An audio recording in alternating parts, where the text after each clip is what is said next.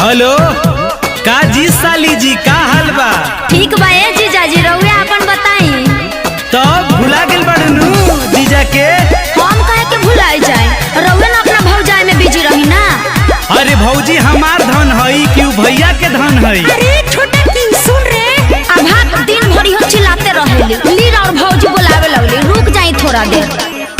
दीदिया बोला बतिया भेंट कीजिए, आते हैं तो बात भर पेट कीजिए, समझ रहे ना जीजू? ए दीदिया बोला बतिया भेंट कीजिए, आते हैं तो बात भर पेट कीजिए। ए बाबू तनी धर ता फोनवा आवतानी। चाचा गोल लगताई। आदित रे। हाँ चाचा। तोर मौसी खिसियाइल बिया का बेटा? ना चाचा मम्मी नु बोलावतिया। खिसियाइल बाड़ी का बोलली झौसी के रे, खिसियाइल बाड़ी का बोलली झौसी के रे।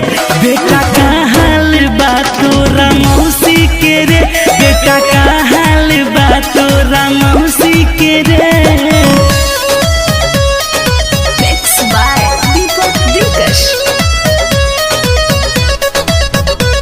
हाँ बोली जीजाजी।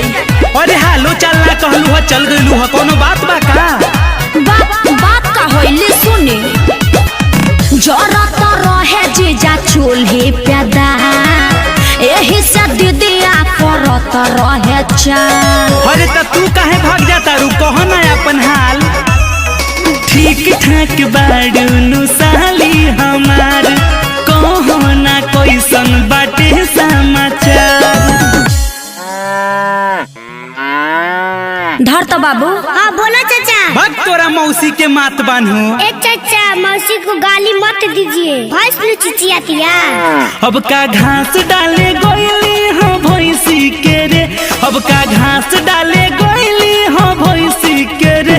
बेटा का हाल बा तोरा मौसी के रे, बेटा का हाल बा तोरा मौसी के रे।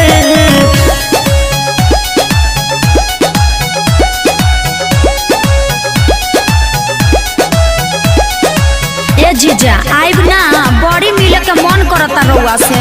ना जइबू, टाइम बताहरा हमरा से बात करे के। कोई बेरी कही रउआ तोर देनी मन, निमन न कोइनी जीजा अजय बच्चन। अरे ई कुल कह के मन मत गबड़ावा, आ जाई का ही बेरा।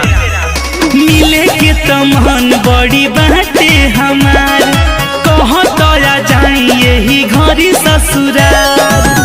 तनी धर तो बाबू। ना हम ना दरमा पे खिसियाता। धर। हाँ बोला चाचा। फिर का चल गईली कही रे? ए जे भाई चाचा ए जे। मोनू बांध ले